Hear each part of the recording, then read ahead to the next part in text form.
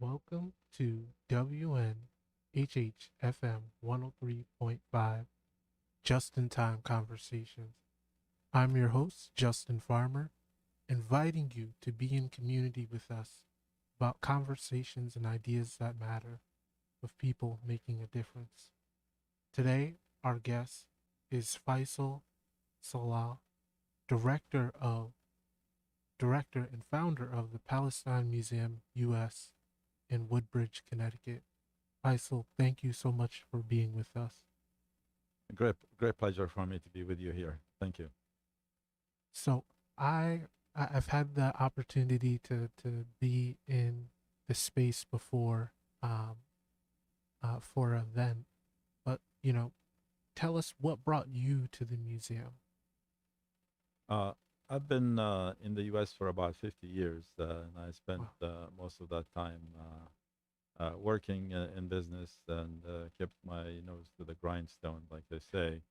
And then there came a time where I felt I really need to give back to my homeland, to Palestine, where I'm originally from. Mm. And I looked around to see, how I can make a contribution, how I can make a difference, just to use your show slogan. And the idea of a museum really attracted me. At the time, there weren't any Palestinian museums in the Americas, Wow. and perhaps in the Western Hemisphere, if you will. In the U.S., there were 77 museums that support Israel, Mm. and not a single museum that spoke for Palestine and told the Palestinian narrative. And as you know, the Western media in general and the media in the U.S., the mainstream media, does not say a whole lot about Palestinians and ignores the subject. And when they really deal with the subject, they cast Palestinians in a negative light, make calling us all terrorists and things like that. And of course, that's not true. Thanks. So the idea of a museum really was something I latched on, and I wanted to create something that can tell the Palestinian story to the West and to the American public in an artistic way, using the arts as a medium of communication. Because I felt the arts, using arts, is a more effective way than the political haranguing. So we wanted to really to change the discourse from talking about political things to looking at arts and looking at paintings and films and a variety of other forms of art. Wow. The you know culture is so important, and sharing culture is so important. So I guess you know how long has the museum been around, and how long did it take you from the idea of the museum to opening doors? Um, it took me about 9 months from when I started, and the first thing I did was to get a URL, to secure the URL, PalestineMuseum.us. And a lot of people didn't understand what the .us is, and it was one of the new extensions that became available years ago. You could have .s instead of .com if you happen to have kind of a US version of something to qualify, and we did, obviously, the Palestinian Museum in the U.S. And I opened the museum on April 22nd, 2018. So it's been Wow. a little over 5 years that the museum has been open. Wow, that is amazing, and uh, I'm guessing uh, during COVID that must have been a difficulty to kind of show and spotlight the museum. That's true, but also it was a great opportunity at the same time, which we took advantage of. Mm. Uh, During COVID, I remember our last live event was on March 8th, 2020, and that was the International Women's Day. And we had a huge event and exhibit at the museum with 125 people present. And Wow. the next day, everything was shut down, basically. So I did some quick thinking there, and I said, well, let's see if we can turn this around instead of this being a disadvantage. Let's see how we can capitalize on it. And like a week later, we decided to start offering online programming, Mm. and that was a great idea. So we started doing artist talks, showing some films, and then before we know it, we had quite an audience following us, not just in the U.S. but in about 40 different countries around the world. So Wow. each Saturday we screen a film related to Palestine, and we have people tuning in from Europe, from the U.S. and Canada, from Africa and the Middle East, and sometimes from India and China. And so it's been quite a success. And now we've probably put on about a couple of hundred events Wow. since COVID started. And what initially was just a temporary measure became a major part of our strategy. Mm. Is to, and we have continued with the programming online, and each weekend we have two events, and people can register for them online. And they're free events. They can watch a free film on Saturday. Mm. Usually the events are 12 noon U.S. Eastern Time. And people can sign up for these events by going to our website, palestinemuseum.us. And then when they are on the site, they can select events. And then each event has a page. You go to the page and you register for the page, and Zoom sends you a link that you can use when the time comes to get on the program. So that has been really a great success for us to switch from just being local to being local and at the same time having a global reach through remote programming. No, that is beautiful and great that you've taken that opportunity to connect and share with people in such a way. Um, you talked about a little bit about the purpose of the museum to share, um, you know, the history and to share the culture. Um, how since opening the museum to now, how have you felt about the mission and felt about you know doing all these programming? We feel very good about it. Basically, we have kind of two audiences. The one audience is the Palestinians themselves who live in the U.S. and who also tune in to listen to us. And also we have the people who are not Palestinian, who don't know much about Palestine, in many cases know nothing about it, but they hear things in the mainstream media and have some sort of preconceived ideas as to what Palestine and Palestinians are, and they've been kind of indoctrinated or brainwashed in a certain way in believing some things that are not necessarily true regarding what happened in Palestine and to Palestinians, and how the current situation evolved over time. So if we have the time, I'd like to take a few minutes Yeah.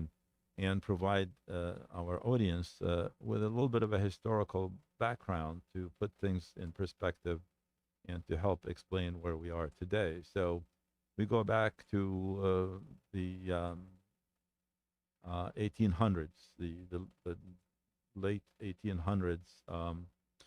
Uh, there was a new movement was coming up called Zionism, and the idea behind Zionism, which was championed by someone with the name Theodor Herzl. Theodor Herzl had the idea of creating a national home for Jewish people, from gathering Jewish people from around the world and taking them someplace and creating a homeland for them, a country basically. And the country that he identified was Palestine. And as part of that movement, which began to gather steam towards the beginning of the 20th century, like around 1900, uh,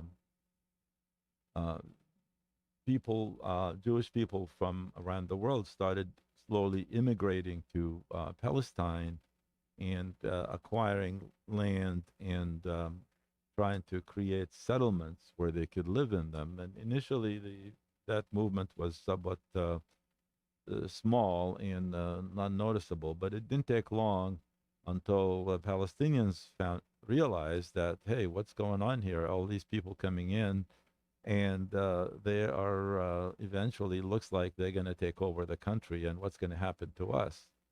And so that began quite a concern among the Palestinians. However, the Palestinians were not really didn't have any means of resisting that. Uh, in After World War I, the League of Nations gave Britain control of Palestine as a mandate, and that's what's called the Mandate era there. And Britain had expressed their support for creating a Jewish home in Palestine by issuing a declaration called the Balfour Declaration, named after the foreign minister of Britain at the time. And the Balfour Declaration looked favorably at creating a homeland for the Jewish people. Now, the Zionist um, uh, uh, ideas that were expressed to people and their narrative was look, Palestine is a land without people Mm. or a people without a land. And that's a great fit. And that was a lie that, and the Palestine had a lot of people in it and was fully inhabited and had hundreds of villages and dozens of cities. And it was a vibrant community, both culturally, agriculturally, industrially, and a lot of things were going on there. And yet, in Europe and in the US, the Zionist campaign to raise funds and to gain political support was based on the fact that there were no Palestinians. There's no such thing as Palestinians there. The country was fairly empty, and the new Jewish immigrants were going to turn the desert into bloom, uh, which also was another lie. That it was the people who were really blooming the land there were the Palestinians. They were farmers. They know how to farm, and they were big in the orange and banana businesses. My family was living in a small village near Jaffa, and Mm. my father had a thriving business of oranges and bananas, and he was a big exporter of oranges through the port of Jaffa. Uh, Yeah. so all these lies were used to drum up support for the Zionist movement. And so what happened uh, when in the 30s, the Jews were persecuted in Eastern Europe and in Germany. And everybody knows about the Holocaust and how Germany was really trying to exterminate the Jewish people completely, and they've killed, and 6 million at least of the Jews there, and there was a horrible, horrible thing that took place there, and that really accelerated the immigration into Palestine. So more and more Jewish people came to Palestine, and they were part of the Zionist movement. Now, the Zionist movement had some plans for Palestine, and the plans that they had called for creating a Jewish state in Palestine, and not just a Jewish state, but a state that is exclusively Jewish. In other words, no other people were supposed to be in Palestine except the Jewish people. Mm. And so that obviously created such a big conflict because Palestine was not empty. And so the Zionist movement had to figure a way to deal with that. And the way they dealt with it happened in the late 40s, in 1947, the beginning of late 47, 48, when the State of Israel was created in May of 1948. But leading up to that, the Zionist forces have devised a plan to get rid of all the Palestinians who were living in Palestine. And they began the process of depopulating the Palestinian villages maybe 6 months before the state of Israel was declared. And they attacked, the Zionist forces attacked Palestinian villages one after another, and they either forced the people out of their homes and then destroyed their homes, or they've committed atrocities and massacres to scare people off, and they publicized those, and people heard that. They grabbed their children and took off and to save their children and flee for their lives. So, bottom line, over a 14-month period, the Zionist forces depopulated 450 or about 500 Palestinian towns and villages and destroyed most of them. They bulldozed most of them to prevent the Palestinians from coming back. When the state of Israel was declared, and at the end, the aftermath of the declaration of the state of Israel, close to 800,000 Palestinians lost their homes and became refugees in the adjacent areas in the West Bank, in Gaza, in Syria, Mm. and in Lebanon. And Israel refused to allow them to go back to their homes. And in many cases, they destroyed their villages so they couldn't even go back and live there. And till today, 75 years after what happened, which Palestinians refer to it as the Nakba, uh, the Palestinians have not been able to go back to their houses, to their homes, to their properties in Palestine. And the 800,000 who were displaced in 1948 are now close to 10 million people, and they're all around the world in the diaspora, in refugee camps. And Israel in 1967 occupied the rest of Palestine that it did not control in 1948. So all of Palestine now is under Israeli control, and their Palestinians have been living under Israeli occupation since 1967. So it's over 50 years of occupation and 75 years since the original Palestinian refugees were displaced from home. Yeah. Uh, with all this, Mm. the Western countries and the United States fully supports Israel. And Israel currently has been an occupier for 50 years, and they have implemented an apartheid system uh, and have created a lot of colonies that they call settlements in the Palestinian areas.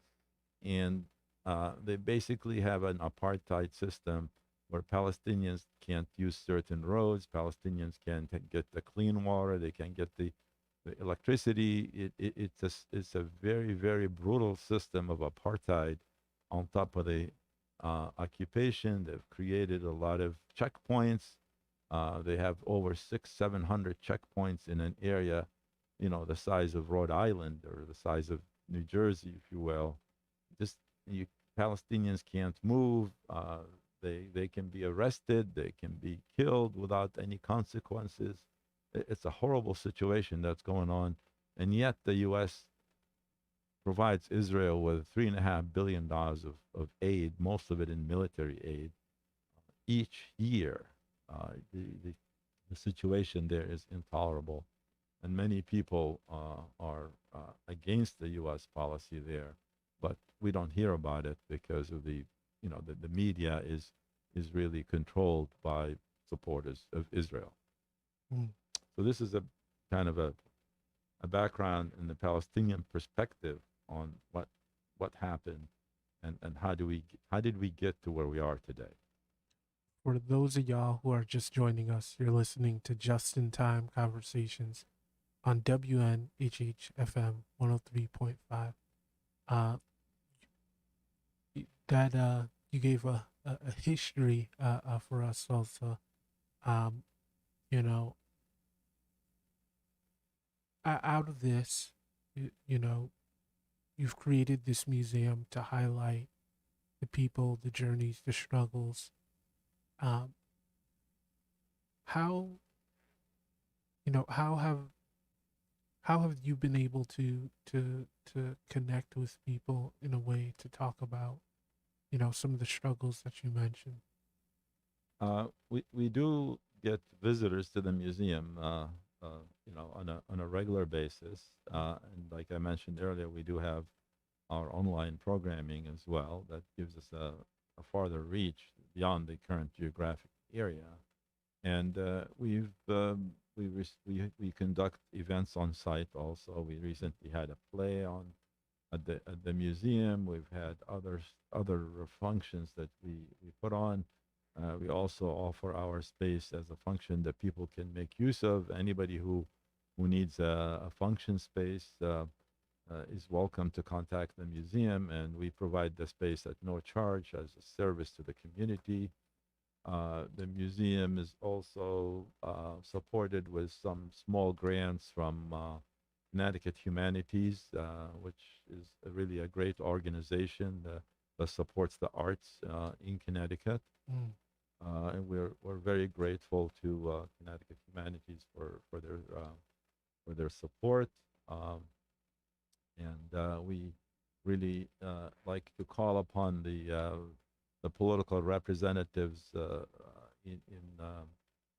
the state in Hartford to continue to support uh, dedication of funds for the arts in Connecticut because it's a very important cause. The arts are a very important aspect of our life in Connecticut. Mm. I, we were talking earlier, and uh, I laughed. Y'all are in Woodbridge, so how did you end up in Woodbridge? What, you know, out of all the places, what made you decide Woodbridge? Uh, the the establishment of a new museum is difficult, and the most difficult part of it actually Mm. is the physical venue, the physical space, because the space is very expensive. And fortunately, we happen to own a building in uh, in Woodbridge. Okay. It's a three-story office building, uh, and it's a very nice building, nice grounds, surroundings, and we had extra office space in the building. And as you know, with COVID, we even have more vacant space now, which we we wish we didn't have. But anyway, we took about 6,500 square feet of that space and remodeled it, and we use that for the museum. And that's why we're located in Woodbridge, Connecticut. But a lot of people ask the question, and the last couple of years we've had major exhibits in Europe. For instance, last year we were invited to participate in the Venice Biennale Art Mm. Festival, which is a 7 month long exhibit. It's really the most important art event in the world. That was in Italy, and people in there from different countries said, "Well, what's this Woodbridge?" And we told them, "Well, Woodbridge is a nice suburb of New Haven, Connecticut, and that's where the museum is located." So we feel like we put Woodbridge on the global map, if you will, when you see articles written in different international publications, and it would say the Woodbridge-based Palestine Museum, U.S., etc.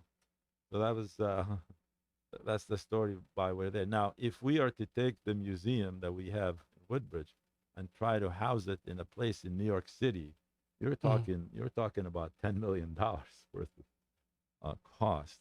So it is not that easy to put a museum in a commercial area of a town because it costs a lot of money for the real estate. It, you have a lot of different pieces there, clothing and ceramics and textiles. What's a piece that speaks to you, or something that really stands out to you that you feel people need to see themselves? Well, it's really hard to tell. It's just like, you ask, well, which one of your children's you like the most? I look at everything there that is so precious and so valuable, and it speaks I feel emotional about a lot of the things that are there. You know, the textiles you refer to are these embroidered Palestinian dresses that we call thobes in Arabic, See? and these what the women in Palestine wore, and in many cases they made them themselves, and the embroidery that was on them is a form of art, and each village has its own motifs of embroidery, and there are hundreds of different variations of these embroidery designs, uh, to the point where it's a whole art unto itself. And we do have about 15 or 20 different thobes, if you will, at the museum, representing different villages and different towns and different styles. And we used a couple of those thobes when we did the exhibit in Venice, Italy. We took two of them there and exhibited them there also. In addition, you know, we have modern art, a variety of styles ranging from the realistic to the abstract. Mm. We have contemporary art. We also have sculptures, photography, modern photography, and historic archival photography from the early 1900s. You know, photos of Palestine and Palestinians back, about 100 years ago Mm. in Palestine. So there's, the Palestinian identity is very strongly expressed at the museum. Everything you see there is about Palestine or about Palestinian artists, and the Israel is claiming there is no such thing as Palestinians, and there was no Palestinians, Mm. but we have like hundreds of objects at the museum that says Palestine on them. Like we have a Rand McNally globe from 1930 that shows, among other things, Palestine on it. Oh, And wow. in addition, people find it very, very interesting to look at that globe because it has the names of all these colonial powers in Africa, for instance. You see the Belgian Congo, or the French Southeast Asia or something instead of Vietnam. It's very interesting for the young people who really were not around Mm. when Africa was colonized by all these Western powers, by Portugal, by Belgium, by the French. You know, Algeria used to have France on it, and so it's very interesting to look at the historical things. And we invite people to come and look at the museum because, if nothing else, there are a lot of historical things, even not related to Palestine, that you can see there. My phone decided to hop in. Uh, no, so that uh, I see what you mean. It's very hard to pick a favorite. As there's many things to be seen. There are hundreds of paintings and photographs, and there's 6,500 square feet of space that's full of art. Mm. The walls are completely full of art, and we even have stuff on the floor, and we have stuff in the hallways that doesn't fit in the fall. We have a lot of art in storage. Now, most of that art, we have it on loan from Palestinian artists from Palestine, from the West Bank, from Gaza, from um, the refugee camps in Jordan and Lebanon, and from other countries around the world, from the Palestinian diaspora also. So it's a rich mixture of art. Now, how what's the process for you know getting all these things together? Because you said it took you about 9 months to get it together, so that seems really fast. Yeah, well, I had a lot of business experience for many, many, many years before that. So I used my business experience to really to do something very efficiently and quickly. But basically, I'm in contact with hundreds of artists And at any given time, we're working with three or four or five of them about getting some of their artwork here to the museum and exhibiting it. We offer the artwork for sale also. People can buy some of the artwork if they're interested in it. So now that the museum is very well known, it's very easy to get artists to send us their artwork. At the beginning, it was a little bit difficult because they didn't know who we were, but it didn't take much for it to catch on. So we have usually a long waiting list of people who want to exhibit their artwork at the museum, and we have to kind of curate the art that's available and create some meaningful exhibits from it. And how did this event in Italy come about? Uh, we're looking for something big to do for the museum to get its name around, and we looked up, shows that you can participate in it, and then we came across the Venice Biennale. Venice Biennale has been going on for over 120 years. Wow. In fact, the iteration of the Biennale we participated in last year was the 59th, and the word Biennale means once every 2 years. Mm. So, as a minimum, if it was the 59th, there would have been 120 years. Uh, so, every 2 years, they have that. This year, we're also participating in a big exhibit in Venice, but this time it's an architectural exhibit. And that happens every 2 years also in Venice. And the the architectural exhibit, the theme of it is the Nakba because it was the 75th anniversary of the Nakba. And it focuses on maps of Palestine and the villages that were destroyed and recreation of some of the villages and an animation process that shows visitors the timeline and the sequence in which the Zionist forces uh, depopulated and destroyed the Palestinian villages in 1948. So a lot of the things that are exhibited there have to do with maps and villages and things related to the 1948 Palestinian Nakba. I I wonder and imagine, you know, how what was the reception from your family when you told them about this project, and how have the uh uh how have they responded to it now?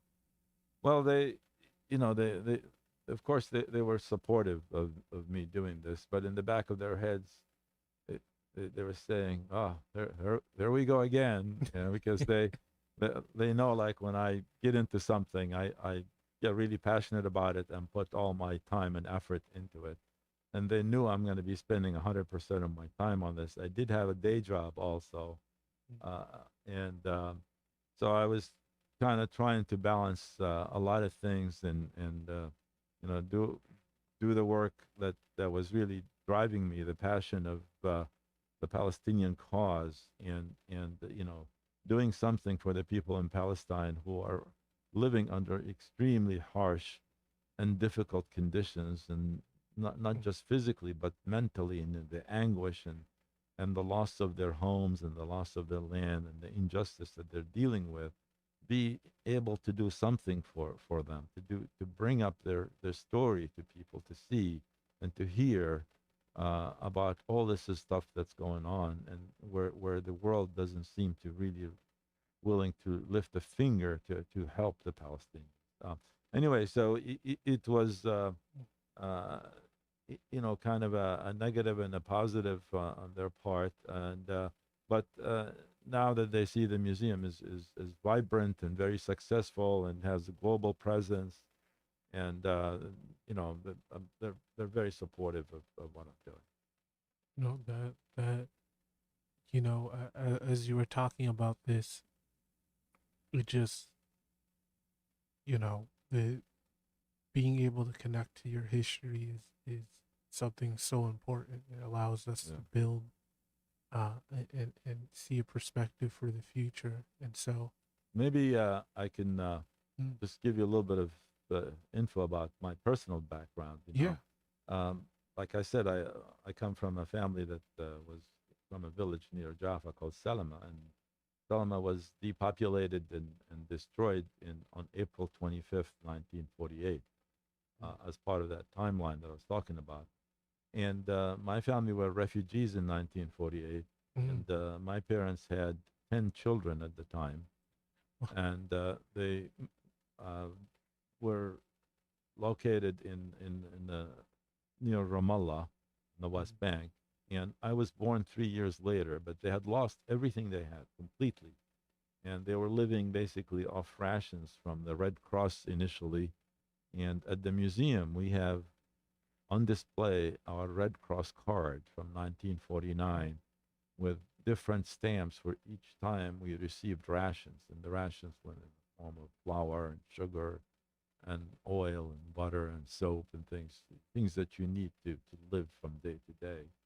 And after the Red Cross finished its work, the United Nations formed an organization called UNRWA, United Nations Work and Relief Agency, to relief for the Palestinian refugees. So that we began receiving rations from that organization. And there are people still till today in refugee camps that receive rations every month to help Wow. them live.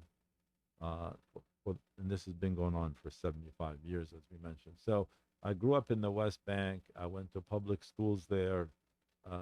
Life was difficult for us because, we were trying to build things from scratch after we lost all our properties, all the things that we've had. My parents had a very difficult time coping with this and a lot of emotional stress and anguish. And eventually I came to the U.S., where I went to 1 year to complete my high school. I had a scholarship from a Quaker school in Newtown, Pennsylvania, called the George School. And Mm. then I attended Oberlin College Hey. in Ohio. As you know, it's a very liberal school. And I also received a degree, an MBA degree from the University of Connecticut, and began working after graduating from college. And I've been working since. Almost over 45 years working in business. Well, no, that that is quite a story. To be there and be so close and pick up and recreate life here. Um, you know, with all that's going on and continues to go on, what does the future look like for you? What do you hope to see? Well, just like all the Palestinians, we all hope to see Palestine free. We hope to see our Palestinian people free, and we hope to see justice served, and that they have the right to return to their towns and villages that their ancestors were driven from, Mm. and more importantly, we hope to see a free country. Whether that country is going to be for Palestinians and Jewish people together, uh, that's yet to be seen. But it needs to be free, and everybody needs to have equal rights, Mm. and not an apartheid system. Israel cannot uh, be an, a country occupying Palestine and making it exclusively only for Jewish people and kicking everybody else out. That should not have happened, and that will not stand. And the Palestinians are determined to stick to their rights and insist on the right to return and the right to be compensated for all the damage that was done to them for no fault of their reasons. The Europeans and the Germans are the ones who persecuted the Jewish people. They're the ones who committed the atrocities, committed the Holocaust. We did nothing for to the Jewish people. We were in Palestine. We were living peacefully with our Jewish and Christian uh, minorities. Palestine was 70% Muslims, 20% Christians, and 10% Jewish at the beginning of the 20th century, and everybody was living in harmony at the time. This whole thing started when Zionism moved in and came up with this idea of creating an exclusive country for the Jewish people and throwing everybody else out. Well, I I, I hope we see that future. I know that people would love to connect with you. So how do people find you? How do people connect with you? I know you mentioned your screening, so Yeah, if you can share that again. they can go to our website, Mm. palestinemuseum.us. Oh, And they could click on contact and send an email. Also, they could send an email to info@palestinemuseum.us. mm. Very, very simple. And your podcasts again, what days and times are those? Uh, they, they are on Zoom, Zoom webinars, and they're on Saturday and Sunday at 12 noon, U.S. Eastern Daylight Savings Time. And so my favorite question to always ask people, what's a favorite song? Of course, my favorite song is an Arabic song. It's in Arabic. We actually played this song at the opening of the current exhibit that's in Venice that opened on May 20th of this year. Originally, it was composed and sung by an Egyptian singer called Muhammad Abdul Wahab. But the one you can play a cut from is the one that we actually had in Venice at the opening on May 20th by a Palestinian musician who is uh, from from Chicago, Hey, uh, and his name is Rani Maali, Malley, and he's quite a musician, and we've brought him from Chicago to Venice to perform concert. He plays oud. Oud is a Middle Eastern instrument. It looks like the lute. The lute was derived from the oud, um, and it's a song called Palestine, which means Palestine in Arabic, and it's a very nationalistic song. And all I could say, free Palestine. Let's hear the song.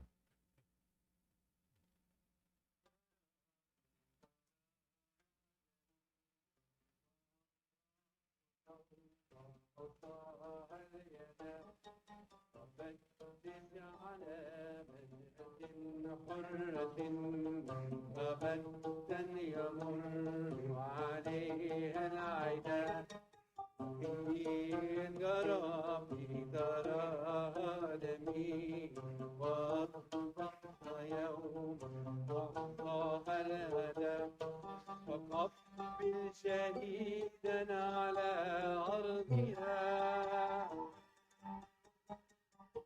دعا باسمها الله واستشهدا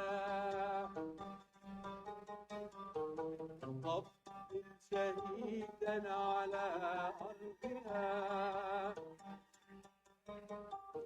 دعا باسمها الله واستشهدا فلسطين يفدي حماك الشباب وجل الفداء والمبتدى فلسطين يفدي حماك الشباب وجل الفداء والمبتدى. well, Wow. beautiful song. It's very emotional for Palestinians to hear this song. Well, Falsa, thank you so much for joining us uh, uh, on Just in Time Conversations. Um, it was a pleasure to have you, a pleasure for the museum, and the museum's address again for people to visit. The museum, palestinemuseum.us, info@palestinemuseum.us. Please send us an email and make an appointment to visit the museum. The museum is located at 1764 Litchfield Turnpike in Woodbridge, Connecticut. Thank you, thank you, thank you, Faisel. And thank you for hosting me and giving Palestinians a voice to tell their story and their narrative. Thank you. Oh, no problem. Until next time, let us continue to plant the seeds of change so we can grow together. Thank you.